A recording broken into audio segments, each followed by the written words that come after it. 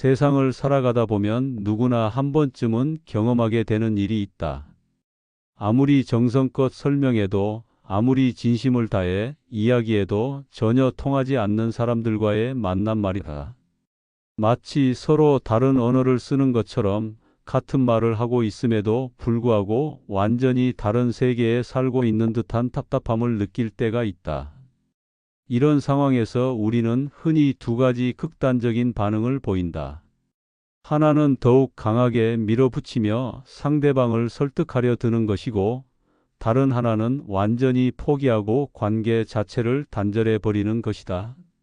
하지만 진정한 지혜는 이 두 극단 사이의 균형점에서 찾을 수 있다. 침묵이 주는 깊은 가르침을 이해할 때 우리는 비로소 현명한 대응 방법을 찾을 수 있다.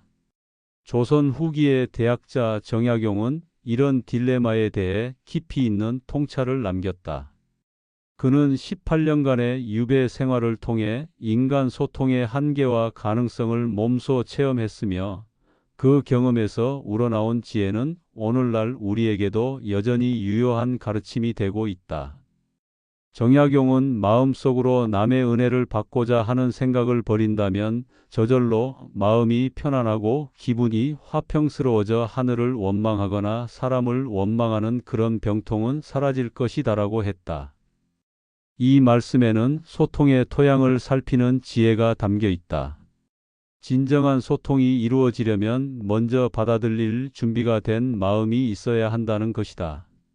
농부가 씨앗을 뿌리기 전에 토양의 상태를 살피듯 우리도 대화를 시작하기 전에 상대방의 마음 상태를 살펴볼 필요가 있다. 아무리 좋은 씨앗이라도 메마른 땅에 떨어지면 싹을 틔울 수 없고, 아무리 귀한 진리라도 다친 마음에는 스며들 수 없기 때문이다. 공자는 가르침을 구하지 않는 자에게는 가르치지 않는다고 했다. 이는 교만이 아니라 효율성의 문제이다. 배우고자 하는 의지가 없는 사람에게 아무리 많은 지식을 전하려 해도 그것은 헛된 노력이 될 뿐이다. 마치 구멍 뚫린 그릇에 물을 붓는 것과 같다. 그렇다면 어떻게 상대방이 소통할 준비가 되어 있는지, 소통 가능성의 신호들을 알 수 있을까? 몇 가지 방법이 있다. 첫째, 질문하는 사람이다. 진정으로 소통하고자 하는 사람은 궁금해한다. 자신이 모르는 것을 인정하고 더 알고 싶어 한다. 반면 이미 자신이 모든 것을 안다고 생각하는 사람은 질문보다는 주장만 반복한다. 둘째, 경청하는 자세를 가진 사람이다. 상대방의 말을 끝까지 듣고 그 속에서 배울 점을 찾으려 노력한다. 자신의 말만 하려고 하거나 상대방의 말을 중간에 끊는 사람과는 깊은 대화가 어렵다. 셋째, 자신의 실수를 인정할 줄 아는 사람이다. 완벽한 사람은 없다. 누구나 틀릴 수 있고 그것을 인정하는 것이 성장의 시작이다. 하지만 자신의 오류를 절대 인정하지 않고 항상 남의 탓으로 돌리는 사람과는 건설적인 대화가 불가능하다. 우리의 시간과 에너지는 무한하지 않다. 하루는 24시간이고 우리의 정신적 체력도 한계가 있다.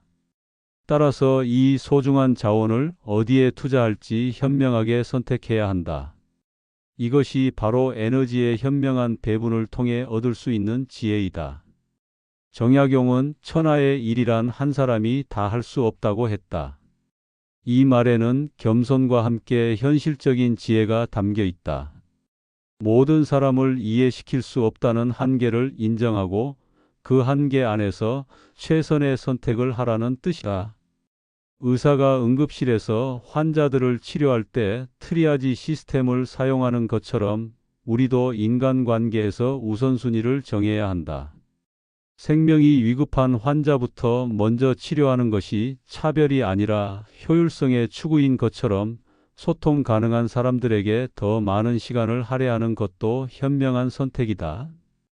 경제학에서 말하는 기회비용의 개념을 인간관계에도 적용할 수 있다. 투자 대비 효과의 원리에 따르면 말이 통하지 않는 사람과 논쟁하며 보내는 시간은 다른 더 의미 있는 일에 쓸 수 있는 시간을 포기하는 것이다. 예를 들어 고집불통인 사람과 이 시간 동안 논쟁하는 대신 그 시간에 좋은 책을 읽거나 가족과 대화를 나누거나 자신의 역량을 기르는 일에 투자한다면 어느 쪽이 더 가치 있을까? 답은 명확하다. 이것은 냉정함이 아니라 현실적인 지혜이다. 정약용이 유배지에서도 끊임없이 학문에 매진할 수 있었던 것은 자신을 탄핵한 사람들과 무의미한 논쟁을 벌이는 대신 그 에너지를 건설적인 일에 집중했기 때문이다. 자연은 우리에게 소통의 지혜를 가르쳐 준다. 물의 철학을 보면 물은 자연에서 가장 유연한 존재 중 하나다. 바위를 만나면 정면으로 부딪히지 않고 돌아간다. 높은 곳에서 낮은 곳으로 자연스럽게 흐른다. 그리고 결국에는 바다에 도달한다. 노자는 물만큼 부드러운 것이 없지만 강한 것을 공격함에 있어서는 물보다 나은 것이 없다고 했다. 물의 이런 특성은 우리가 소통이 어려운 사람들과 대할 때 참고할 만한 지혜를 준다. 말이 통하지 않는 사람을 만났을 때 정면으로 부딪히려 하지 말고 물처럼 유연하게 우회하라. 그들의 완고함에 맞서 더 완고해질 필요는 없다. 대신 자연스럽게 흘러가면서도 자신의 목표를 잃지 않는 것이 현명하다. 대나무의 지혜도 마찬가지다. 대나무는 바람이 아무리 강하게 불어도 부러지지 않는다. 휘어질 뿐이다. 그리고 바람이 그치면 다시 곧게 선다. 이것이 대나무가 오랜 세월 살아남을 수 있는 비결이다. 우리도 말이 통하지 않는 사람들과의 관계에서 이런 대나무의 지혜가 필요하다. 그들의 공격적인 말이나 행동에 맞서 똑같이 공격적으로 대응할 필요는 없다. 일시적으로 피하거나 굽힐 줄 알되 자신의 중심과 원칙은 지켜야 한다. 중요한 것은 겉으로는 유연하게 대처하면서도 내면의 중심은 흔들리지 않는 것이다. 대나무가 휘어진다고 해서 뿌리가 뽑히는 것이 아니듯 우리도 상황에 따라 유연하게 대응하되 자신의 정체성과 가치관은 잃지 말아야 한다. 산의 정신도 본받을 만하다. 산은 어떤 날씨에도 흔들리지 않는다. 비가 와도 바람이 불어도 눈이 와도 그 자리에 그대로 서 있다. 세월이 흘러도 변함없이 그곳에 있다. 이것이 산의 위대함이다. 우리도 이런 산의 정신을 배워야 한다.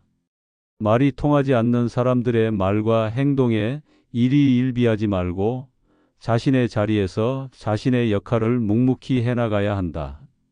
산이 위대한 것은 그 크기 때문이 아니라 흔들리지 않기 때문이다.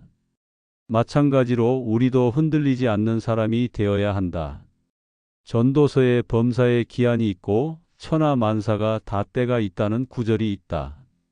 이는 동서양을 막론하고 인정받는 진리다. 시간의 법칙과 기다림의 미학을 이해하는 것이 중요하다.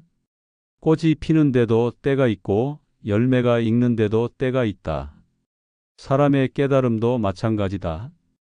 아직 때가 되지 않은 사람에게 아무리 좋은 가르침을 주려 해도 소용없다. 마치 아직 익지 않은 과일을 억지로 따서 먹으려 하는 것과 같다. 때가 되지 않으면 쓸 뿐이다. 정약용의 사상이 당시에는 인정받지 못했지만 후세에 와서 그 진가를 인정받은 것처럼 진정한 가치는 시간이 지나야 드러나는 경우가 많다. 당장 이해받지 못한다고 해서 낙심할 필요는 없다. 기다림의 지혜는 소극적인 자세가 아니라 적극적인 선택이다. 농부가 씨앗을 뿌린 후 성급하게 땅을 파헤치지 않고 참을성 있게 기다리는 것처럼 우리도 상대방의 변화를 조급해하지 말고 기다릴 줄 알아야 한다. 물론 무작정 기다리라는 뜻은 아니다. 기다리는 동안에도 할 수 있는 일들이 있다. 자신을 더욱 발전시키고 더 나은 사람이 되기 위해 노력하는 것이다. 그러면 언젠가 그 성장한 모습을 보고 마음을 바꾸는 사람들이 나타날 수도 있다. 자연에는 봄, 여름, 가을, 겨울의 순환이 있다. 각 계절마다 그 역할과 의미가 다르다. 계절의 순환을 이해하면 겨울에는 모든 것이 얼어붙고 생명력이 없어 보이지만 실제로는 다가올 봄을 준비하는 중요한 시기라는 것을 알 수 있다. 인간관계에서도 이런 계절의 순환이 있다. 지금은 소통이 안 되는 겨울 같은 시기일 수 있다. 하지만 그렇다고 해서 영원히 그럴 것이라고 단정할 수는 없다. 언젠가는 마음의 봄이 올 수도 있다. 다만 중요한 것은 그 봄을 기다리느라 자신의 인생을 멈춰서는 안 된다는 것이다. 겨울나무가 잎을 모두 떨어뜨리고 불필요한 것들을 정리하듯 우리도 의미 없는 관계들을 정리하고 정말 중요한 것들에 집중해야 한다. 정약용은 천하 만물 가운데 굳이 지킬 것이 없지만 오직 나만은 지켜야 한다고 했다. 이 말의 의미는 깊다. 자신을 지키는 기술에서 가장 중요한 것은 중심축의 중요성을 아는 것이다. 세상의 모든 것은 변하지만 자신의 본심과 원칙만은 변하지 말아야 한다는 뜻이다. 말이 통하지 않는 사람들과의 관계에서 가장 위험한 것은 그들 때문에 자신까지 변해버리는 것이다. 그들의 부정적인 에너지에 감염되어 자신도 냉소적이 되거나 그들을 설득하려다가 자신의 원칙을 타협하게 되는 경우가 있다. 팽이가 아무리 빠르게 돌아도 중심축이 있기 때문에 쓰러지지 않는 것처럼 우리도 어떤 상황에서든 흔들리지 않는 중심축이 있어야 한다. 그 중심축이 바로 자신의 가치관과 신념이다. 건강한 인간관계를 위해서는 적절한 경계선의 설정이 필요하다. 모든 사람에게 무조건 열려 있는 것은 현명하지 않다. 자신을 보호할 수 있는 적절한 울타리가 있어야 한다. 이것은 이기적인 태도가 아니라 자기 보호의 본능이다. 의사가 환자를 치료하면서도 자신이 감염되지 않도록 보호 장비를 착용하는 것처럼 우리도 부정적인 사람들과 접촉할 때 정신적인 보호막이 필요하다. 경계선을 설정한다는 것은 상대방을 완전히 차단한다는 뜻이 아니다. 예의는 지키되 깊이 관여하지 않는 것, 도움을 요청받으면 가능한 범위에서 도와주되 먼저 나서서 조언하지는 않는 것이다. 감정의 관리도 중요하다. 말이 통하지 않는 사람을 만나면 자연스럽게 좌절감이나 분노가 생긴다. 이런 감정 자체는 정상적인 반응이다. 문제는 이 감정을 어떻게 처리하느냐이다. 감정을 억압하라는 뜻이 아니다. 감정을 인정하되 그 감정에 지배당하지 않는 것이 중요하다. 화가 나는 것은 자연스럽지만 그 화 때문에 판단력을 잃거나 자신을 해치는 행동을 해서는 안 된다. 정약용은 마음이 흔들렸다면 한 걸음 물러서 자신을 바라보라. 그것만으로 어지러움이 잦아질 것이다라고 했다. 감정적으로 격해졌을 때는 즉시 반응하지 말고 잠시 거리를 두고 객관적으로 상황을 바라보는 것이 필요하다. 말이 통하지 않는 사람들과 만났을 때 흔히 저지르는 실수가 있다. 그들을 비판하고 공격하는데 에너지를 쏟는 것이다. 하지만 건설적 삶의 태도를 갖기 위해서는 파괴가 아닌 창조에 집중해야 한다. 이런 파괴적인 접근은 결국 자신에게도 해가 된다. 정약용이 18년간의 유배 생활 중에도 자신을 탄핵한 사람들을 원망하는 글을 쓰지 않고 대신 백성을 위한 정책과 개혁 방안을 연구한 것은 시사하는 바가 크다. 파괴적인 에너지를 건설적인 에너지로 전환한 것이다. 비판과 원망은 아무것도 만들어내지 못한다. 오히려 자신의 마음만 어둡게 만들 뿐이다. 반면 건설적인 일에 집중하면 실질적인 성과를 얻을 수 있을 뿐만 아니라 마음의 평안도 찾을 수 있다. 말이 통하지 않는 사람을 직접 변화시킬 수는 없어도 선한 영향력의 확산을 통해 간접적으로 영향을 미칠 수는 있다. 자신이 먼저 모범을 보임으로써 주변에 선한 영향력을 퍼뜨리는 것이다. 빛은 어둠을 향해 왜 어둡냐고 비난하지 않는다. 그냥 빛날 뿐이다. 그러면 어둠은 자연스럽게 사라진다. 우리도 이런 빛의 역할을 할 수 있다. 말로 설득하려 하지 말고 행동으로 보여주는 것이다. 한 사람의 변화가 주변 사람들에게 영향을 미치고 그것이 다시 확산되어 더 큰 변화를 만들어낼 수 있다.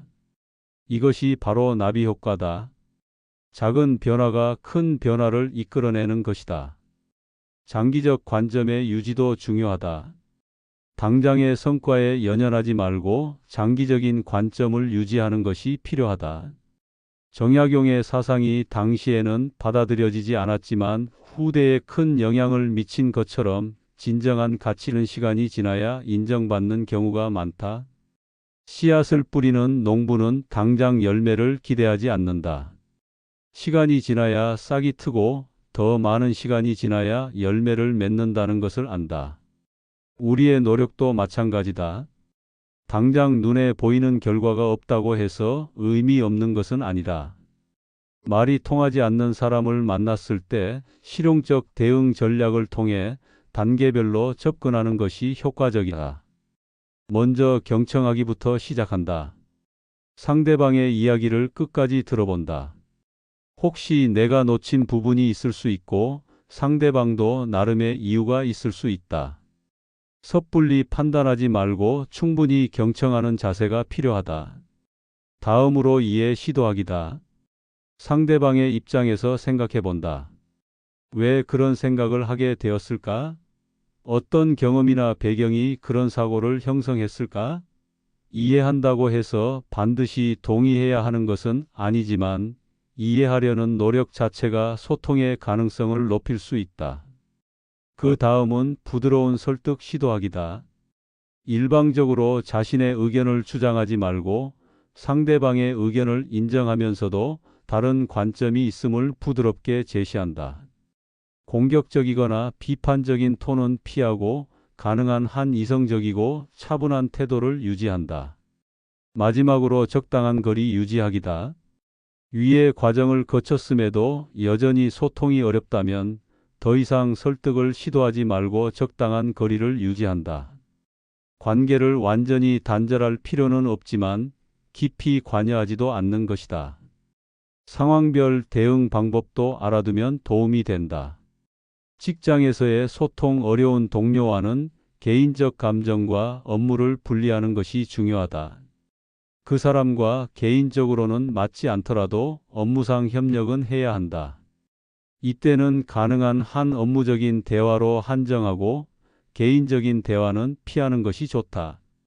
가족 관계에서의 갈등의 경우 가족은 선택할 수 없는 관계다. 하지만 그렇다고 해서 무조건 참아야 하는 것은 아니다. 가족이라도 적절한 경계선이 필요하다. 사랑한다고 해서 모든 것을 받아줄 필요는 없다. 친구 관계에서의 문제라면 친구는 선택할 수 있는 관계다. 만약 지속적으로 소통이 어렵고 서로에게 도움이 되지 않는다면 자연스럽게 거리를 두는 것도 하나의 방법이다. 모든 친구 관계가 평생 지속될 필요는 없다. 자기 보호 기술도 익혀두자. 부정적인 사람들과 대화할 때는 마음속에 정신적 방어막을 구축하는 것을 상상해 보자. 그들의 부정적인 에너지가 자신에게 직접 영향을 미치지 않도록 하는 것이다. 이는 심리적 기법 중 하나로 실제로 스트레스를 줄이는 데 도움이 된다. 어려운 사람과 만난 후에는 반드시 감정 정화 루틴을 만들어 감정을 정화하는 시간을 갖자. 산책을 하거나 좋아하는 음악을 듣거나 명상을 하는 등 자신만의 방법을 찾아보자. 부정적인 감정을 그대로 두면 누적되어 더 큰 문제가 될 수 있다. 혼자서 모든 것을 감당하려 하지 말고 지지 시스템을 활용하는 것도 중요하다. 신뢰할 수 있는 사람들과 이야기를 나누자. 가족, 친구, 동료 중에서 자신을 이해해 주는 사람들에게 도움을 요청하는 것은 전혀 부끄러운 일이 아니다. 말이 통하지 않는 사람들과의 만남은 분명 어려운 경험이다. 하지만 성장의 관점에서 바라보면 어려움을 통한 성숙의 기회가 될 수 있다. 이런 어려움도 우리에게 성장의 기회를 제공한다. 평탄한 길에서는 배울 수 없는 인내와 지혜를 얻을 수 있기 때문이다.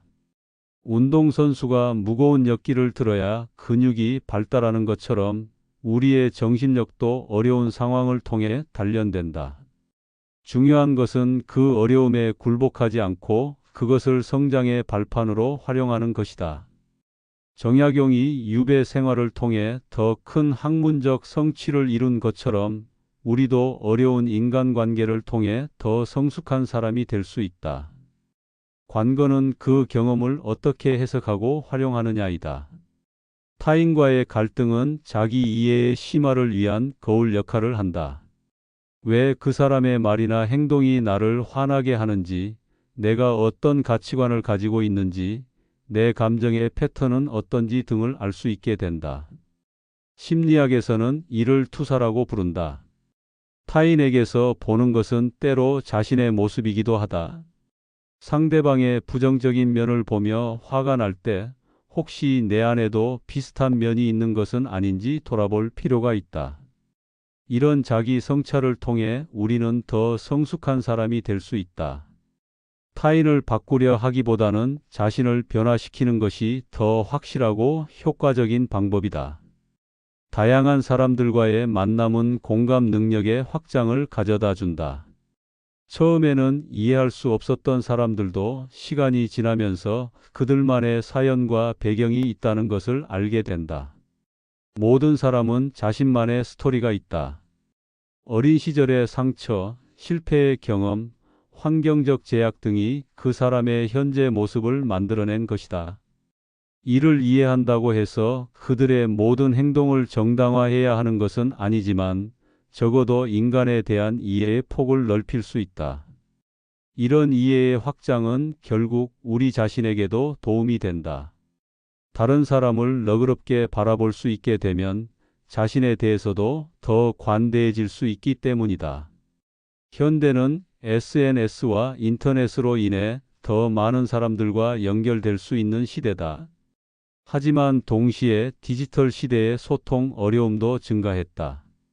익명성 뒤에 숨어 공격적인 발언을 하는 사람들, 극단적인 의견을 고집하는 사람들, 팩트를 무시하고 자신만의 신념에 매달리는 사람들이 많아졌다. 이런 상황에서 정약용의 지혜는 더욱 빛을 발한다.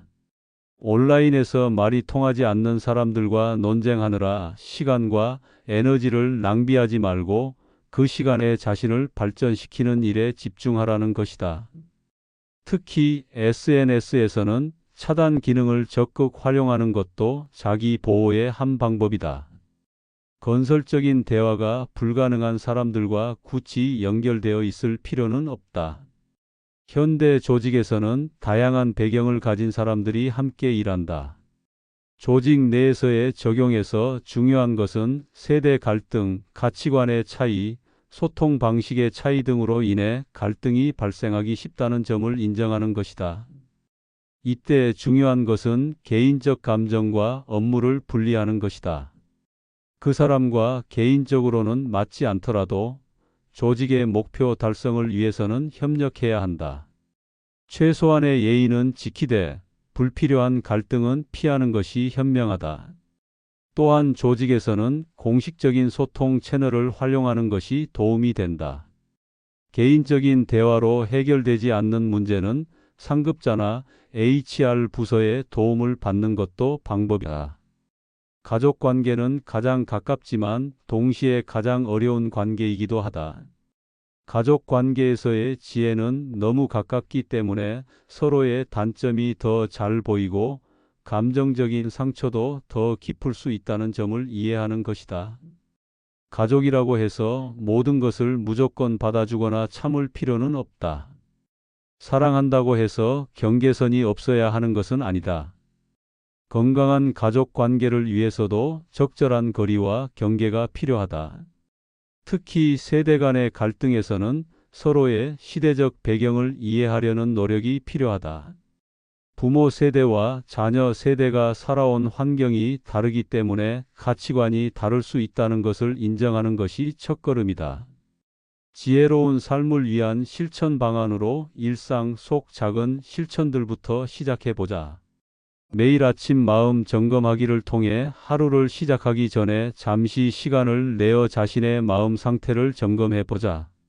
어떤 감정을 가지고 있는지, 오늘 만날 사람들과 어떤 마음으로 대하고 싶은지 생각해 보는 것이다. 어려운 사람과 만난 후에는 감정 일기 쓰기를 통해 그 경험을 짧게라도 기록해 보자. 어떤 감정을 느꼈는지, 무엇을 배웠는지, 다음에는 어떻게 대응하고 싶은지 등을 적어보는 것이다. 이런 기록을 통해 자신의 패턴을 파악하고 개선점을 찾을 수 있다. 말이 통하지 않는 사람들과의 시간을 줄이는 것만큼 중요한 것은 좋은 사람들과의 시간 늘리기다. 자신을 이해해주고 지지해주는 사람들과 더 많은 시간을 보내도록 의식적으로 노력하자. 장기적 성장 전략으로는 독서를 통한 지혜 습득이 있다. 정약용이 강조했듯이 독서는 고금의 현인들과 대화할 수 있는 방법이다. 현실에서 만나기 어려운 지혜로운 사람들의 사상과 경험을 책을 통해 접할 수 있다. 특히 인간관계나 소통에 관한 책들을 읽어보는 것이 도움이 된다. 다른 사람들의 경험과 지혜를 통해 자신만의 대응 방식을 개발할 수 있다. 바쁜 일상 속에서도 명상과 성찰의 시간을 통해 조용히 자신을 돌아볼 수 있는 시간을 만들어 보자. 명상이나 성찰을 통해 마음의 평안을 찾고 자신의 내면을 더 깊이 이해할 수 있다. 같은 환경에서만 지내다 보면 사고가 경직될 수 있다. 새로운 환경에서의 경험을 통해 새로운 사람들을 만나고 새로운 경험을 쌓으면서 시야를 넓혀보자. 다양한 경험은 인간에 대한 이해의 폭을 넓혀준다. 지혜의 전수도 중요하다. 자신이 겪은 어려움과 그것을 극복한 경험을 후배들에게 경험 나누기를 통해 전달해 보자. 같은 실수를 반복하지 않도록 도와주는 것도 의미 있는 일이다. 자신이 변화하면 주변 사람들에게도 영향을 미친다. 긍정적 영향력 확산하기를 위해 말로 가르치려 하지 말고 행동으로 보여주자. 진정한 변화는 강요가 아닌 감화를 통해 일어난다.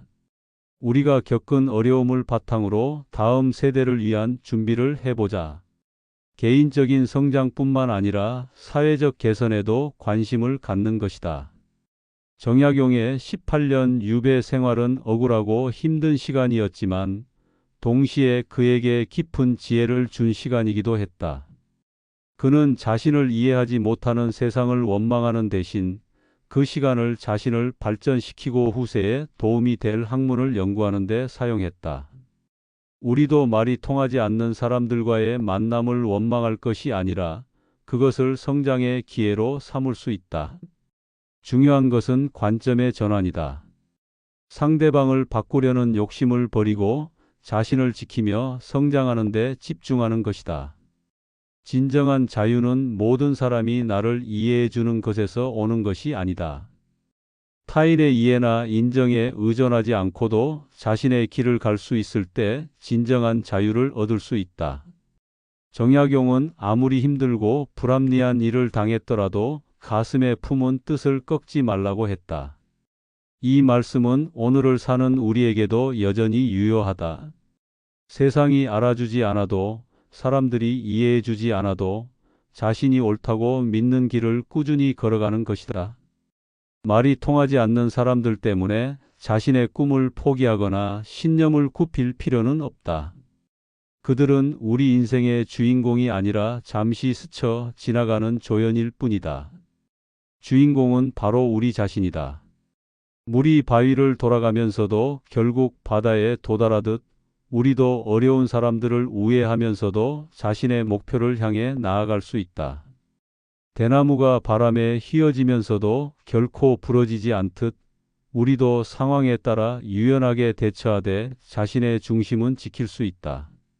산이 어떤 날씨에도 흔들리지 않고 그 자리를 지키듯 우리도 타인의 말과 행동에 흔들리지 않는 사람이 되어야 한다. 그것이 바로 정약용이 우리에게 전해주는 삶의 지혜이며 현명하고 행복한 삶을 사는 비결이다. 세상에는 우리와 같은 생각을 하는 사람들이 반드시 있다. 말이 통하지 않는 사람들과 시간을 낭비하지 말고 진정한 소통이 가능한 사람들을 찾아 더 깊고 의미 있는 관계를 만들어가자. 그것이 우리에게 주어진 짧은 인생을 가장 가치 있게 사는 방법이다.